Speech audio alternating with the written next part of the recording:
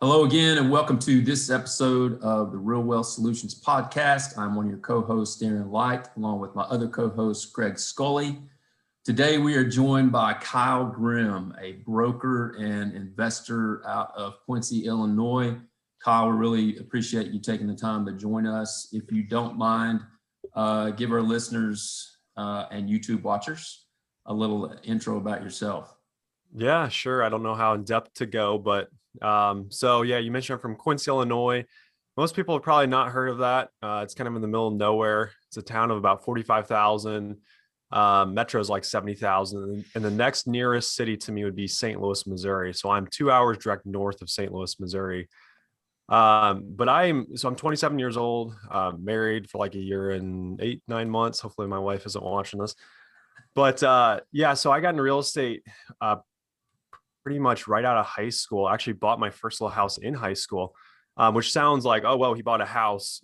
This was a $5,000 house in a really, really rough area. So nothing that crazy, but that got me started. I remember collecting my first rent check from my tenant named Leroy. He was the first guy I rented to. And I was like, wow, this is awesome. Fixed up this house. And now I got this, physical house I can look at, and then I'm collecting rent off of it, which was, super exciting. So that kind of got me started, and I've just been doing, a little bit of real estate on the side and then full time now, for a few years now, since 2012, since I graduated. So I've been trying a little bit of everything, trying to figure out what my lane is and what I want to focus on. So $5,000 house, when people hear that, including myself, I say to myself, was there actually a structure there? And I'm not degrading your purchase whatsoever, but if you don't mind going into that a little bit more, what type of house was it about that? And what, at a young age, why did you read Rich Dad, Poor Dad? How did you come about, I'm going to go into real estate and this is how I'm going to do it, and sort of go from there? So my dad was always kind of an entrepreneur growing up. He never went to college. Neither did my mom. She started and then quit when she got married. And so I kind of always had in the back of my mind that, hey, like college isn't the only route that I have to go. And so, going through high school, I was never a real good student. I had a hard time focusing on stuff. And so I never really applied myself that well to school. I got through with A's and B's, but I was not taking advanced classes, and I was not on the path towards becoming like a doctor or an engineer or anything like that. So I was, never planning on going to college. And my dad had been in real estate back in his 20s and 30s. And so he used to tell me about the days, when he was selling real estate when he was 18, 19, 20. And then his dad helped him buy some rentals. And by the time he was like 30, he had like 47 units or something like that. Wow. So my dad definitely had, that in his blood. And I think that transferred to me a little bit. But my dad got to the point where he became, stressed out with all the stuff going on. He was doing a lot of it himself, I think. And so he just got to the point where he's like, you know what, I think I'm going to get out of this. So he got into the insurance world, the financial services business. And he just sold everything he had, all of his rentals. And he always told me that was a big regret of his, getting out of real estate. So I always kept that in the back of my mind that, hey, this might be a good direction for me. And I remember specifically this house I purchased, I loved getting on Zillow and like realtor.com and just like scanning, hey, what's on the market? Backing up just a little bit. So what got me thinking about investing was I read Dave Ramsey's Financial Peace book, and it talked about the power of compounding interest. And so I read that when I was like 16, 17, and I always had that in the back of my mind, like, wow, like the power of compounding your money, making your money work for you is like, it's the eighth wonder of the world, or is it the seventh wonder? I forget. But anyways, so that was what really, drove me towards investing. And I remember sitting in school and I found that house for sale, and they're asking like, I think it was like $12,000 or $15,000. And the reason why it was so cheap was because it was pretty much a shell, and it was in probably one of the roughest areas of town, and it was a shotgun style house. So it's like you had to walk through the bedroom and just terribly laid out. And so I think I just had a conversation with my dad. I'm like, hey, I'm not really sure what I want to do after high school. Why don't I try purchasing this house and see what happens with it? So I ended up throwing in an offer at $5,000 just to see what happened, and they took it. And I probably should have ran at that point, but they accepted it, and so I closed on it, and I still have the settlement statement from it. I think it was like I only needed like $4,000 some dollars at the closing table. So yeah, so my dad was very handy as well. So he taught me a lot of those skills on, hey, here's how to hang drywall, here's how to lay flooring, here's how to cut in carpet and things like that. So I got started doing it all myself with the help of my dad, and then one of my buddies, Austin, he helped me a lot during that summer. So yeah, that's how I got started. And I think the reason why the house was just so cheap was because no one else wanted to touch it. I mean, it was no one in the right mind would. So you pretty much. What was the what happened to the house? Do you still have it? I'm just curious, like, how did the entire deal go? Obviously, you got you started, got the bug in you, so it couldn't have been Yeah. the other direction. So it was, I didn't keep good records back then. I was terrible at like keeping track of how much money I was actually putting into it. But I'm guessing I only put like $5,000 to $7,000 into it because I was doing so much of it myself. And I was like using any material I could, even if I was just kind of piecing things together. My dad was always really good at figuring out how to do things, affordably. So I don't quite do things like that anymore, but yeah, I mean, I was able to, buy the cheapest carpet I could, and, the walls to texture them. I did all the texture myself with drywall compound, and I like stippled the compound to like hide all the imperfections. And so that house, I purchased that in 2012. I finished it like sometime in, I think it was 2013 before I actually finished it and rented it out.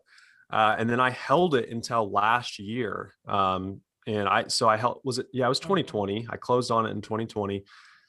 And I had ended up purchasing three more on that block. So I had four of these tiny little houses that I had all picked up for, 5,000, 6,000, 8,000, and like 14,000 or something like that. So I had a group of four of them, and I ended up just selling those all to one investor and walking away about last year. So those were great because, I had them all, I was in them for cash pretty much. And they're bringing in, 550, 650 a month. And it worked out pretty good, but I just kind of got tired of that area. And, there's not much appreciation in that area. Well, maybe there was a thought of being hard to scale. If your dad had 47 houses at one point in time and just got stressed out, you didn't want to go down that same road. And now you're into other types of assets that are more scalable. Let's talk about that a little bit. Different type of asset, mobile home parks, smaller multifamily. At what point did you get into those, after you started renting this house in 2013? How much longer down the road was it before you realized, oh, there's a better way, I'm going to take this route? Yeah.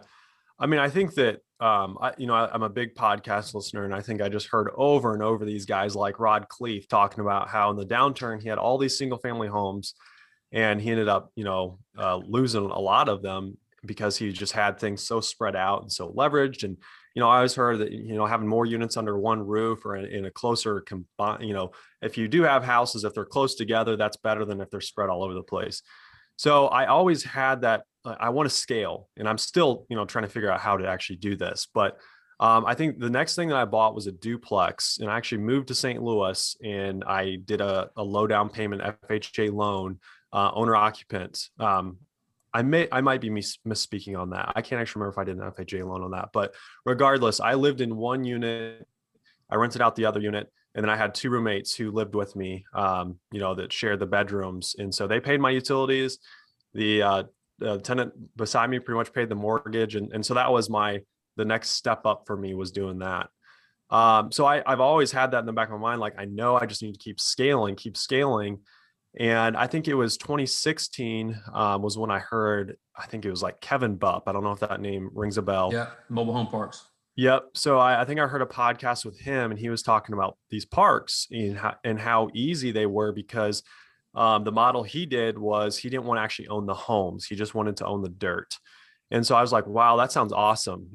I wouldn't be getting calls for toilets and furnaces and leaking roofs. I would just be mowing the grass, making sure the infrastructure under the ground is, being taken care of and things like that. So I went to a guy named Frank Rolfe. He has a seminar that he puts on how to buy mobile home parks. And I went to that in Austin, Texas in 2016. And I was like, this is it. Like, I've got to buy parks. And that was, 2016 wasn't that long ago, but things have changed so much since then with how many investors are flooding into that space. So it wasn't until 2019 that I actually purchased my first park. And even since then, things are getting so tough. But fast forwarding to today, I have 3 parks now, under contract on a 4th. And so that's been kind of my focus for the last, year and a half or so. And then I did end up buying a 12-unit apartment building. That was not even a year ago. So last September. So yeah, I'm just trying to figure out how to, keep scaling the business. At this point, I'm self-managing everything, which is, a whole nother can of worms right there. And so some days I'm just banging my head against the wall. Like, what am I doing? But the parks are definitely easier to manage than even the 12-unit apartment building. Are you to the point where you're ready to hire someone to basically help you manage? You've got to be close. I dream about that every single night. I think that, I'm trying to figure out how to make that happen. Cash flow I've used a lot of debt. And so, cash flow is probably not where it should be, but I'm to the point now where I've got to hire someone who can, start fielding the calls, go deal with the small, issues that take, 30 minutes to drive there and figure out and all that. So that's the next step for me, I hope. We'll see. Yeah, it can be really time consuming, just the fielding calls and just driving, things like that. It kills the clock a lot of the time. Did you learn lessons vicariously through your dad's single family experience? I mean, was that a conversation you had? It's like, hey, here's why I got out, son, because it was just logistically a nightmare, or whatever lessons that he learned. Were you seeing a light kind of through his eyes in the past Yeah, to I put would all say, to put all the put all the units in one mobile home park or in one tax parcel type strategy? yeah, I mean, I would say that, dad, I mean, I don't really know exactly how he ran his operation. I just know that he got stressed out. I mean, that's all he would really tell me is like, I know that he was doing a lot of like the book work himself, and I don't know if he necessarily mowed the grass and did like everything, but he did a lot of it. And my dad is a very, very hands-on guy. He likes to go in there and fix things himself, which is fine. A lot of guys, if they want to stay smaller like that, that's fine. But I just knew from listening to all these bigger guys talk that scale, if you want to scale, you got to have systems in place. So I'm willing to pay more to the contractors, to the handymen, and outsource all this stuff so that I can scale up rather than keep a smaller portfolio and do it all myself to try to save a few bucks. And I got a buddy of mine who I went to school with. His dad had like 70 some units here local, and he just sold everything he had because he got to the same point as my dad where he's just sick of dealing with it. And I was like, Brian, like, why don't you hire someone to help you? Because he was doing all the painting, all the mowing and everything. So I'm much more in the mindset, like, I want to have the systems in place, and pay people to do the things and scale up rather than, kind of stay smaller, there's nothing wrong with that. But I feel like there's a lot more headaches when you're smaller, to be honest. Have Yeah, you? maybe technology has solved some of the problems that they were experiencing. Software has solved a lot of management problems Yeah. if you decide to embrace it. And then some people just have trouble letting go of making sure the grass looks just the way they want. Yeah. um, so I'm right there with you. If you can go bigger and price it in at the outset, then there's no surprises moving forward when expenses seem to be higher than you would like. But if the pro forma plan for that in the beginning, at least you got the money to spend. Right. Yep. That's so true. Have you been able to create relationships with some contractors that are doing repeat business for you, They know how you take care of them. They're reliable. It's been a great relationship, especially in this crazy real estate remodel, new build type climate. Have you been able to bring a team member on that does that for you? Yeah, I'm still trying, new guys, but I do have my core, kind of my core group of guys, like my HVAC guy. I always use the same guy, who takes care of things. And recently I have found kind of just a general contractor. He's actually an investor himself. He owns single family around here. And so I use him a lot. Like I just had him, go build me a couple decks and he'll go in and lay floor for me. So those relationships are so key, especially when you're a guy like myself who's trying to self-manage things.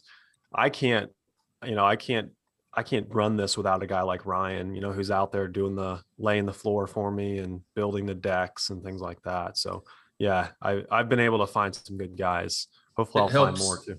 It helps someone like that they have the investor mentality as well, and they understand Right. how things need to go and timing and things of that nature. So is all of your assets currently, I don't know, within a 30-minute drive of Quincy, basically? Yeah, they're all within, this park I have under contract will be about 45 minutes away, 40 minutes. Mhm. So but everything else right now is within like a 35-minute radius. So I had bought 4 units in St. Louis, so about 2 hours away, and I self-managed those for a while, remotely. And I sold those last year as well. So, but right now, yeah, everything's within 35 minutes, but I'm starting to broaden my zone that I look and that I farm, because I'm just realizing that if I want to go bigger, I mean, there's only so many larger properties around me. So Yeah. I'm going to have to start looking elsewhere. So you're also a broker or agent? Yeah, so in Illinois, we're all called brokers, which I'm not like the owner of the company. Okay. I'm just a realtor, more or less. Right. So that's sort of that's how I live. That's how I eat, is through selling real estate. Typically, it's just residential. So I'm helping first time home buyers, or investors are probably my favorite people to work with. So I'm doing that kind of during the day or part of my day, and then investing, the other half of the day. So. But I mean, shout out to my wife, right now, this phase of life we're in, she's working a 9 to 5 right now. And I'm focusing as much as I can on just trying to scale our bit, the rental business as much as I can. Have you found that being an agent has been advantageous as far as having access to some deals? Also, doing that ethically. I don't know how all that stuff works all the time, but has that been an advantage? Is that maybe one of the reasons why you did that? I'm going to be honest. I haven't really found it that helpful to have my license, because all of the properties, pretty much every property I've bought is off market. And so I have to disclose that I'm an agent, which actually might even have some detriment towards my chances of buying it. But everything I buy, like one of the parks was an auction, but the other 2 parks were all, letters direct to sellers, me calling them. I don't really ever buy anything that's on the market. So 2 questions just popped in my head based on what you said. Number one, if you wouldn't mind, run us through that auction process, because I've always been curious. I know some guys are successful at buying single family flip opportunities in parks, whatever, through the auction process. Was it online? Is it in person? Is it both? Then 2, I want you to tell the story of, because you did a little post about this whenever last year, of how you called this property owner 3 years ago, and finally he called you after 3 years for you to purchase the property. So if you could touch on those 2, that'd be great. Yeah. Sorry, what was the first one? I just lost the auction process, the auction Okay, yeah. of a property. I want to understand that a little bit more for personal reasons of possibly doing that down the road. Well, so this was probably a very abnormal situation. It was an estate of a guy that passed away. It was like a grandfather that owned all this stuff. His son was like into drugs or something, and then so was his grandson. And so the grandpa who like owned all this stuff, who built this, for around here, a $5-10 million rental portfolio is like massive. And so he had a lot going on, and his son and grandson just let it go after he passed away. And so the bank, well, I don't know if it was the bank or who actually did the auction. But the company that was hosting the auction was some no-name auction company that's local who didn't do any advertising. The way I found this thing was just by driving by and saw a sign that said live auction online, and gave a date. And so I got so lucky with that one because it wasn't broadcasted all over the place. Because I bought that thing a couple 100,000 under what it was worth. And so I got so lucky. That's my baby right there. I mean, it's been great. Awesome. So I have never bought another property off of an auction. So, that's really all I can say about that. So it's just live online bidding. There was a deadline, and if your bid was in, that was Yeah. it. Yeah. So I had here's the thing with this property specifically. I had zero information. Like the auction company literally just said mobile home park for sale. It gave how many lots there were, but it gave no more information. It had no leases, had no indication how much tenants were paying. It had no financials, absolutely nothing. And so I had to piece together. So I actually went and walked around the park and tried to talk to everyone I could and figure out, hey, how much are you paying? How much is she paying? And who's that, over there? Is that actually residents? Or, just trying to figure out what was going on, because this property had not been taken care of for probably at least a year or 2 years. And so no one was paying rent. Well, some of them were supposed to be paying rent to like the city hall or something, go drop off their rent. But, talking to these people, they weren't doing it. And so I was like sweating a little bit. I'm like, what if I close on this thing and no one's paying? No one's got leases. How am I going to do this? So I wrote up a whole kind of game plan to the bank, and I'm just like, hey, look, this is what I found out. I've talked to this many people. I figured out that the average lot rent is about 150 was what it was back then. And just like built this case for it, because most of the time a bank wants to see like financials. They want to see the leases and see who's paying what. So it was a gamble, but they, having a good relationship with a local bank has been, huge for me. Recently with my 12 unit building, they only required me to put 10% down because they have a relationship with me and they know me. I love that. Yeah. So, and that even goes on to your second question of talking to these owners over and over. Like a relationship with the bank is no different than a relationship with a seller. Like you need to nurture that relationship. So whether it's a text to them, a letter, an email, I like to just like continually be reaching out to them and just saying, hey, hope things are going well, thinking about you. So that's my favorite thing to do. If I could have my dream job, I would sit here or I'd drive around and like call up owners and just be like, hey, what's going on? How are things going? Building that relationship. And so a lot of these guys are sending out 10,000 mailers a month and, touching all these people. I'm only touching like maybe 10 people a month, but I'm being very intentional about who I'm talking to, and I'm farming a very small area. And, I might even drop by and, say hi to them, knock on their door and be like, hey, this is who I'm Kyle and I want to buy your property, and then try to just maintain that relationship. So I think the post that you're referring to, it was the 22 space park that I bought called the Green Mobile Home Park, and it's local to me. And it's just one of them that I had mailed a letter to. His name was Mr. Noor, and he lived out on like the East Coast or something. And I mailed them, and I keep detailed information on like when I mail them. I even upload the PDF of like the letter I send them. I put it in my CRM, and then I'll just track that, and I'll put a reminder on there for, 2 months from now, reach back out. And so, I'd text them, I would send them letters, I'd email them, and just keep touching them. And that's how I bought the 22 space, the 21 space, my 12 unit. That's how I bought my duplex. Yeah. And the 4 unit I'm living in, which I'm filming in right now, that was a letter. So that's how I do it. Hey, it's Greg from Real Wealth Solutions.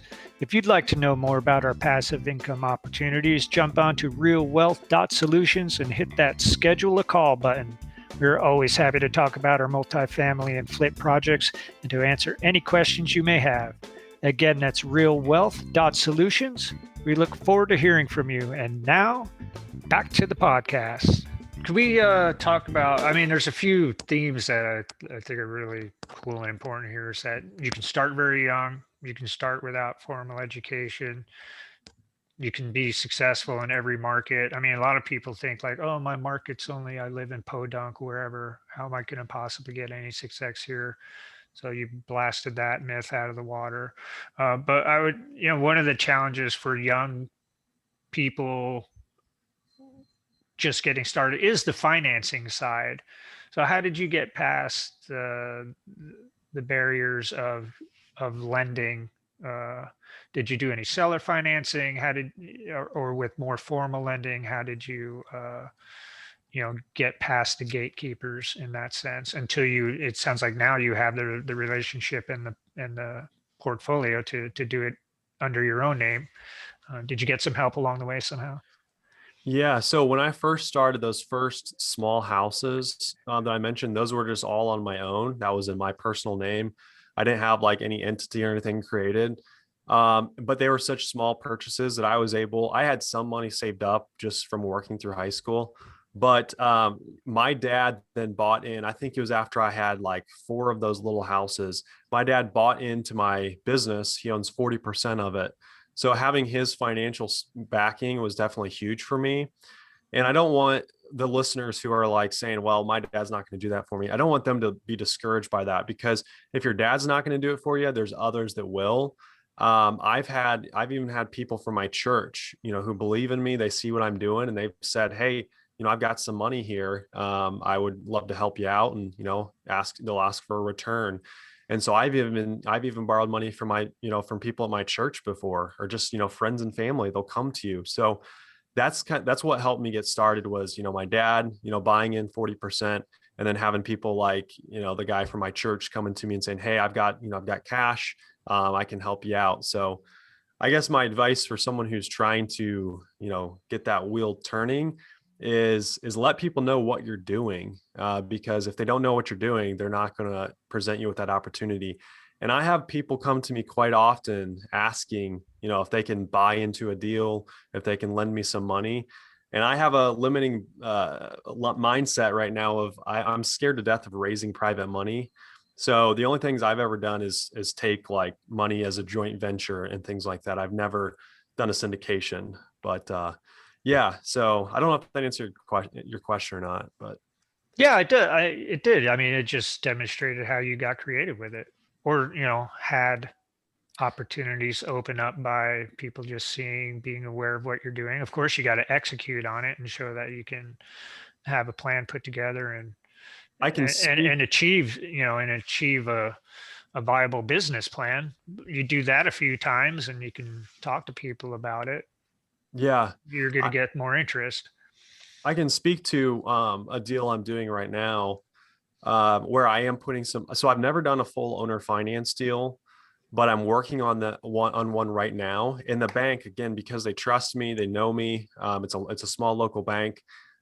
So the seller is going to finance a small portion of the purchase price. So like they're going to finance like I think 50,000. And so because the seller is taking second position on that property, the bank takes first. The bank says, okay, if she's owner financing you 50,000, we will look at that 50,000 as equity towards your down payment. And so my down payment suddenly went from 80,000 minus 50,000 just down to 30,000. Yeah. And so, that relationship that I have with not only the seller, because the seller has to trust me because she's in second position, the bank also trusts me as well to perform. 2 things that stand out to me the last minute or two is, number one, I tell this to new investors all the time, especially younger ones just starting out. Be sure that everyone knows what you're doing, everyone, because you never know where capital will come from or an opportunity for a property. And a lot of times, seller financing opportunities. And the second thing is, what I've learned is that while people come to you and they know they're investing in something on paper, they're investing in Kyle, they're investing in Darren, right. They're investing in Greg. At the end of the day, that's what or who they're investing in. I've found that to be true on so many levels. So I think that's awesome, especially at your age, that you've created that. And my gosh, you're just 27.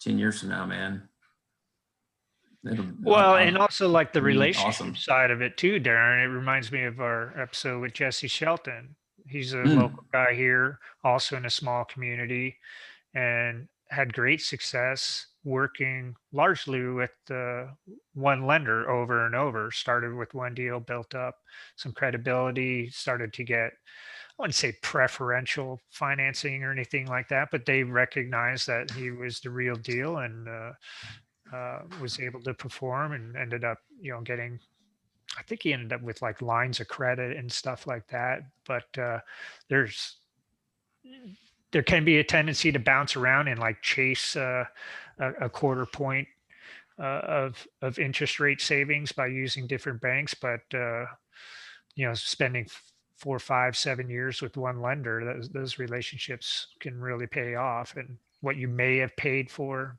or saved in some nominal interest break, you've made back easily, just uh,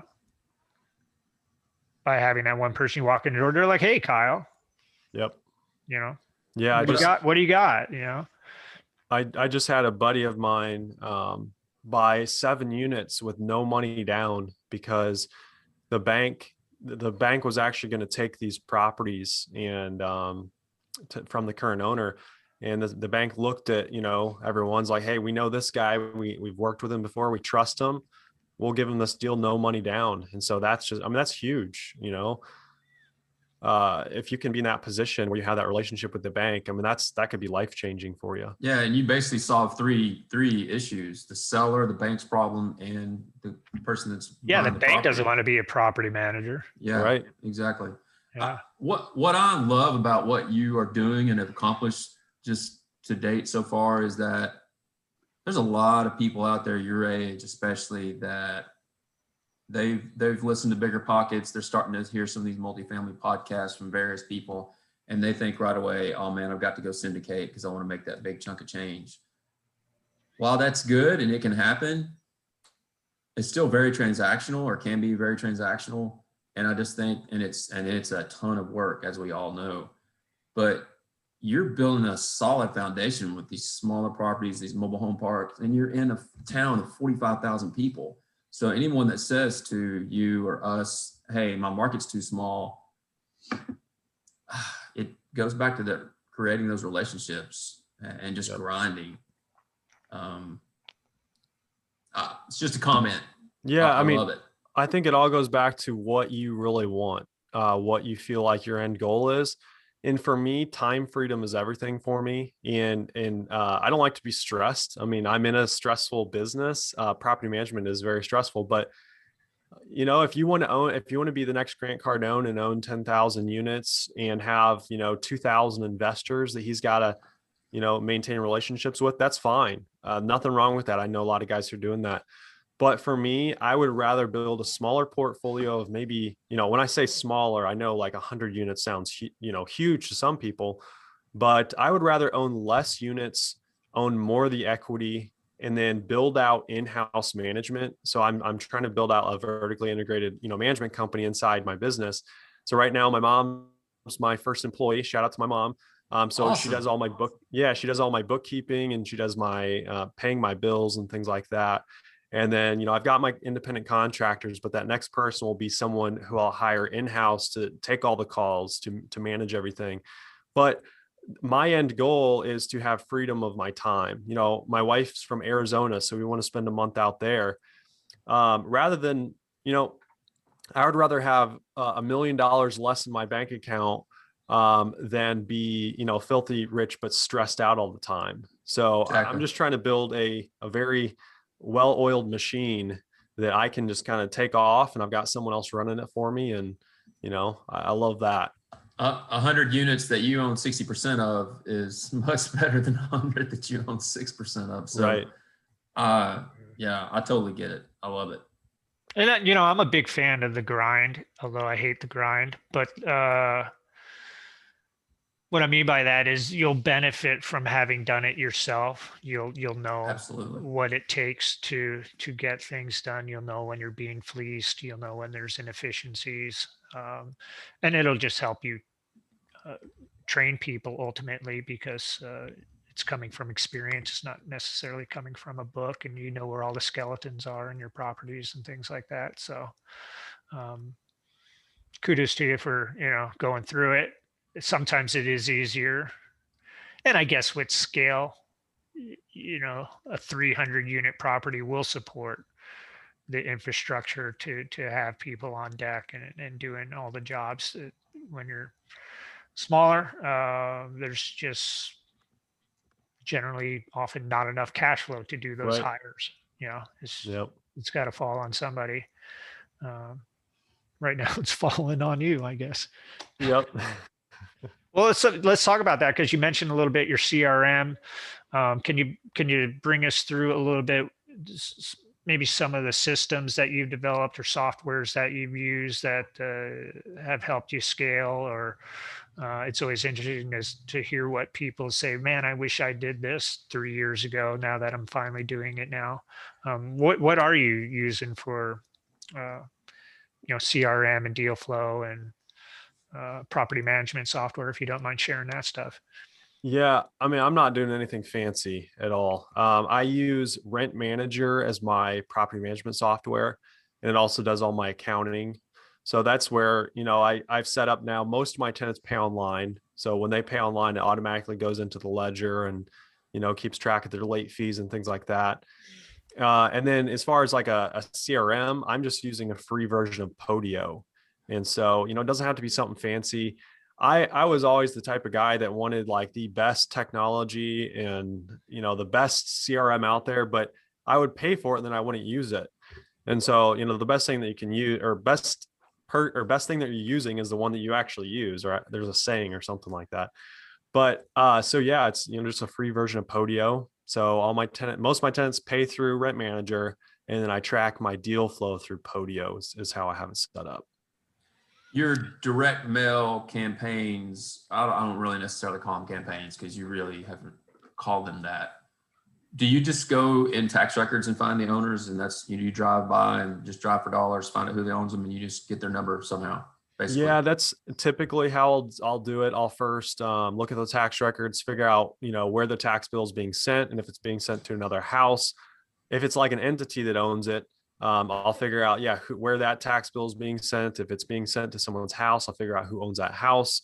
I'll just like kind of dive levels in. And then you can also like look up who owns or who is managing an entity. So like in Illinois, I can find out who is a manager of most entities. So, it's pretty easy to find out who owns something. And then from there, honestly, social media is pretty crazy because I can find a lot of people on social media. And if I can't find that direct person, I will shoot messages to as many people who I think are associated with that person, be like, hey, I'm trying to reach this person. Oh, that's awesome. Yeah. But Yeah. again, I'm not doing this on a huge scale. Right. I'm only farming a small area.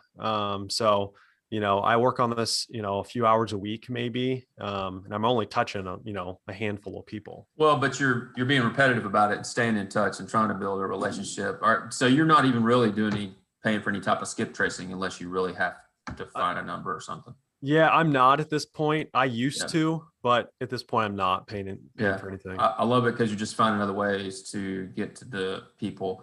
It's like a mobile home park investor that we all have a relationship with that just basically knocks on all of their doors wherever they live. And that's how he gets most of his park. And it sounds like you're doing the same thing to a much smaller scale than he is. Doesn't matter. Yeah.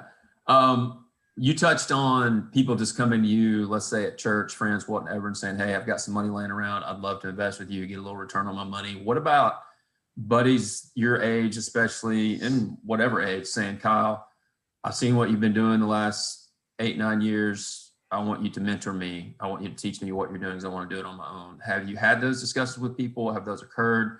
Are you entertaining those? Are you helping them just because you're a nice guy? Have you had that opportunity? What's that look like? Yeah, I definitely do have that happen. And I definitely struggle with the imposter syndrome. Like who am I to, help you or teach you? So I try to help out guys when I can, but it does get to the point where you're like, okay, I'm either going to spend all my time helping people or building a business, and you got to balance that. Yeah. So Yeah, I try to help out some of the guys I can, especially local to me, go out and show them like, hey, this is what I'm doing and stuff like that. Yeah. Yeah, it might Speaking be on, easier just to have them shadow you than to actually sit down with you, because then you can still get work done. Right. Yeah, it's hard. It's hard for me to even tell people what I do. It's just a lot of things. You just follow me around, it'll make more sense. hmm yeah. Right. Uh, Uh, Go ahead, Greg. oh, I was curious, you mentioned again, building a business. I mean, what is in your future? What are you working on now? If you don't mind sharing, if you've got a specific goal, I'm always interested to hear, like, if you're like, I want 722 units, or Yeah. whatever it is. I mean, are you, and have you done that? Have you put it out mentally and now you're working backwards? Maybe talk about how you fit it all into your head as to, this is what I want to accomplish. Yeah. I feel like I'm always changing where the goalpost is and always readjusting where my ship is headed. But again, my end goal is time freedom. I'm not trying to be worth $100 million. If that happens, well, that's awesome. But that's not my goal. My goal is to be able to go to all my kids' sports games, to be able to travel freely. I started my pilot's license when I lived down in Knoxville. And Oh so yeah. I didn't finish it yet, but a goal of mine is to finish that and then be able to fly, with my family.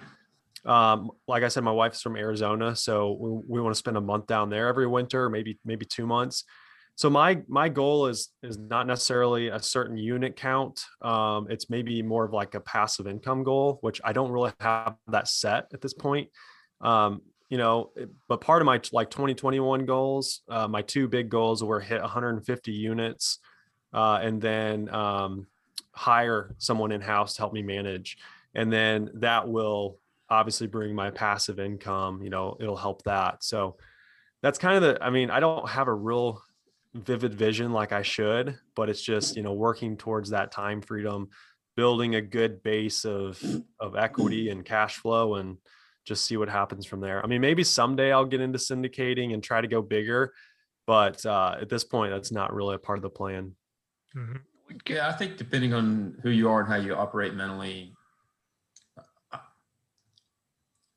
I made a conscious effort to write down my goals for 2021, which I've not been doing in the past. And so while I do have them on paper, I've maybe looked at them once since then and kind of know what they are. But I think there's nothing wrong with having these huge goals and just looking at them however. But I think there's much more to be said for me personally of the daily grind. Am I executing on a daily basis? Because I'll know when I get there, whatever that is. And if most of us are similar in the multifamily / real estate space, where we're always going to work in some Right. degree, but that time freedom will allow us to do more things that we want to do instead of the grind we're currently in. Yep.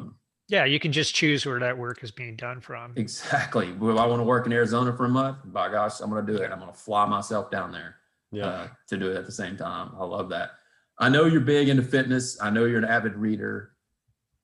What does that look like for Kyle on like a daily basis, as far as maybe a mindset or just clearing your mind, whatnot? I know you finally built this awesome home gym because I watch your story all the time and I appreciate that content. What's that look like for you?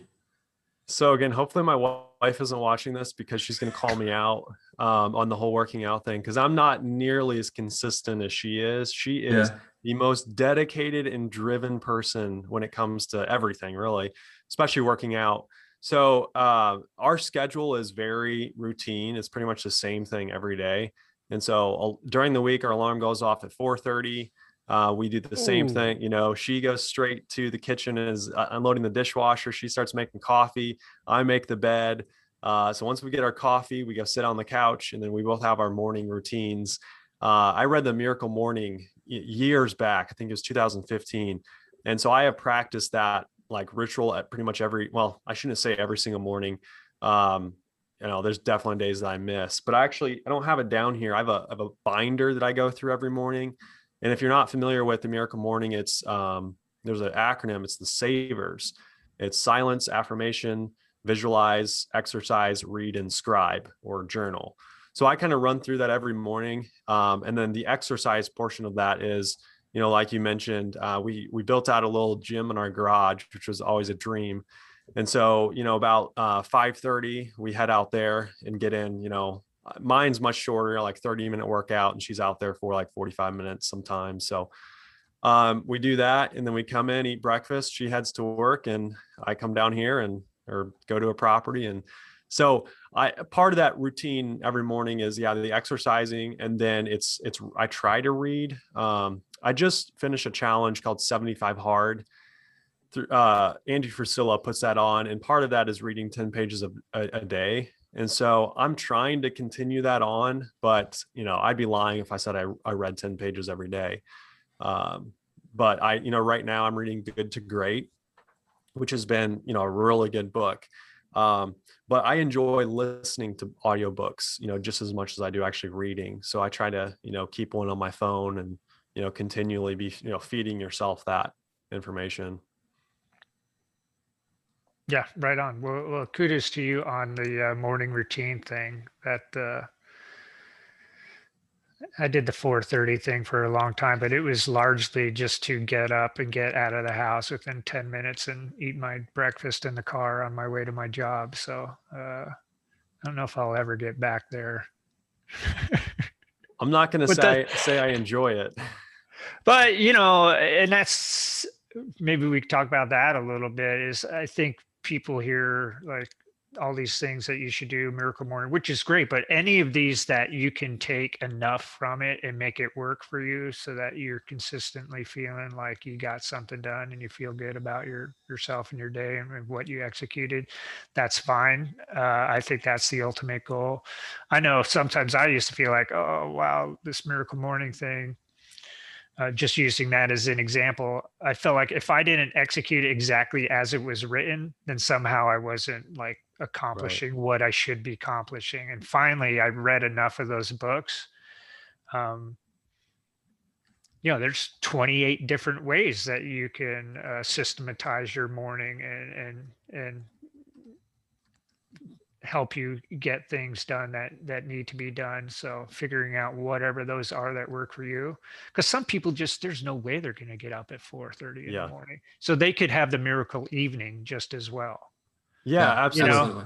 I mean, that's kind of what I'm getting at, is like figure out what works for you and double down on it type thing and commit to it.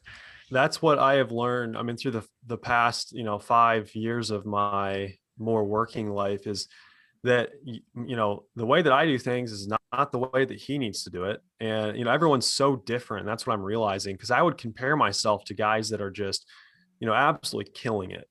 And I'm like, why am I not that way? And we're all, created differently. And so, what works for you is what works for you. So figure that out. And, the Miracle Morning, like I've shaped it to be my own thing. It's not exactly how the book says to do it. So just figure out what works for you and just stick to it. Yeah, that's great advice. Comparison is a mind killer. You can't go there, and we're all guilty of it at some point in time. So that's great advice.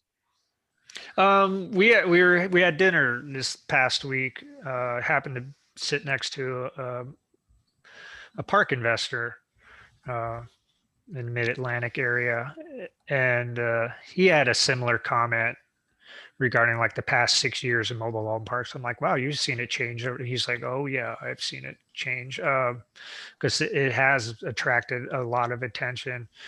Do you look at that as a challenge or more of an opportunity? Because, if you used to be buying, we'll just use like at an 8 cap, and now things are trading at a 6 cap, things are probably more competitive, but also the amount of equity that you can create with the same amount of NOI is much higher. So are you still continuing to see the mobile home space as an opportunity, or are you going to move the goalposts a little bit and be flexible?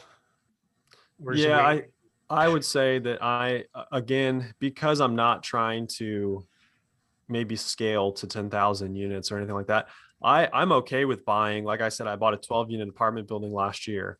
So the mobile home park space is becoming so competitive that, if I can't find a deal, I'm not going to buy it. But I don't think that should be an excuse for people not to be looking, because there's always deals to be had. And luckily, the area of the country that I'm in, there's a lot of smaller markets, under 50,000 people, in kind of a 3-hour radius, that still there's a lot of opportunity. And, where these bigger investors don't want to buy, they can't fly into them. And so I think there's still a ton of opportunity out there in these smaller towns. The things that I look for is like, is there a Walmart? What is there more than one big employer? And there's still a lot of those towns out there. So, but to answer your question, I will move the goalposts a little bit, I think, as time goes on. And part of me is like, hey, do I, amass, another 5 parks and then just, bundle them together and sell them off, when the market's, way up here? I don't know. I'm still trying to decide on that. Yeah, that's it. That was an exact comment that this other investor made. He said, at some point, I'll just have to look at bundling these up and maybe selling them to an institutional investor or private equity firm or something like that, because you can't ignore the trends entirely. Right. So yeah, just constant kind of financial analysis of what your next best move might be. We personally, from the multifamily space, love the tertiary market because, as you know, that's what Johnson City, Tennessee is. The town itself is about 70,000 people, although the MSA is closer to 500,000 because there's other 2 cities within 20 minutes either direction. But there's people that pass, not now. Yeah. Not within the last year, people are not passing. But, when we started there, people were passing on opportunity there because you look at the fundamentals on paper, they weren't sexy. It didn't check all the boxes, but the demand, it was crazy then and is even crazier now. So I love your plan of continuing to look where you are. And like you say, you don't have every New Yorker or California person flying in there and offering crazy money. And plus you're getting most of your stuff off market anyway. So, yeah, it's like your own little honey hole, if you will. Yeah. Sometimes I can get a little discouraged when I see things getting so, competitive, but I mean, history repeats itself. And I know this has happened before where, things get priced all the way up and eventually they'll correct. And I guess I'm just, thankful to be relatively young enough to hopefully capitalize on when things, maybe do come back down. So, right. Yeah. Fantastic. Greg, you got anything else? No, not really. Just some of the takeaways. I already mentioned them. Is you can start at a young age. You can start without formal education. There's plenty of opportunities to educate yourself along the way through podcasts, paid education groups, whatever, and you could be successful in a smaller market. So a lot of the barriers for some people: I'm too young, I don't have enough money, I'm in a bad market. It is possible. That was kind of my biggest takeaway. It all goes back to relationships for me. Yeah, and the relationships thing with the bank. I mean, that's amazing. Yeah. Hold on, I just lost my camera. That's all right. We'll put it on the blooper reel. There we go. Yeah. Hey, that even maybe looks better. Let's shoot it again. Yeah. Yeah. Let's go again. I remember the very first podcast that I was a guest on, we had to redo it because the audio was terrible. And I was like, anyway, that was back in the day. Kyle, how can listeners get in touch with you if you're open to that? Yeah, I would say I'm probably the most active on Instagram. And I think my handle is just, it's _, Kyle Grimm, and Grimm is spelled with 2 M's. I'm not the Grim Reaper with 1 M. So I think that's, probably the best way. You can find me on Facebook, but probably most active on Instagram. Awesome. All right. Right on. Yeah. Scully, you good? Yeah, no, I appreciate your time. Love hearing success stories. Just dads are awesome in the sense that right out of high school, my father helped me buy an ice cream truck my summer out of high school. And, that kind of was a little bit of the beginning of my entrepreneurial bug. So, yeah. dads can be cool. Yep. That's awesome. Yeah. No, that's it. I'll close this out. Thank you all for joining us. Thank you, Kyle, again for your time. If you found this episode useful and you think somebody, hey, they would benefit from listening to Kyle's story, we would certainly appreciate you sharing it with them directly. And as always, reviews and subscribe. That's really about it. Thank you very much for Real Wealth Solutions Podcast. I'm Greg, Darren. See you probably later today or something. Yep. Kyle, I Yep. won't see you on Instagram. I had to blow that one up. I had to give something up, but I can Yeah, well, look at thanks it for on my having me. Appreciate desktop, it. I guess. Yeah, you're welcome. And we'll see you on the next episode. Thanks, everybody.